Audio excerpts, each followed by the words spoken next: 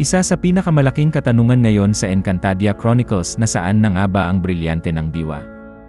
Kung ang apoy, tubig, hangin, at lupa ay muling ipinakita at nagkaroon ng mga bagong tagapangalaga, tila naglaho naman ang diwa. Ngunit bakit kaya? Ano ba talaga ang papel nito sa buong mundo ng Encantadia?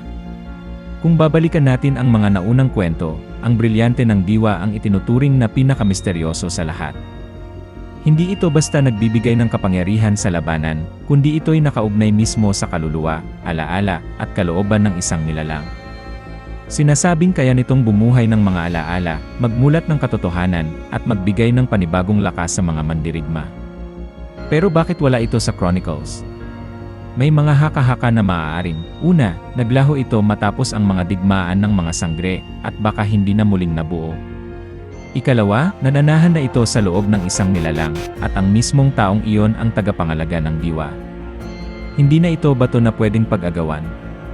Ikatlo, baka sadyang itinatago pa ng mga bataluman ang kasaysayan nito, dahil maaaring ito ang magiging susi sa pagbabalik ng balanse, o sa muling pagkawasak ng Encantadia. Kung isipin, paano nga ba magiging buo ang mundo ng Encantadia kung kulang ang isa sa pinakamahalagang brilyante?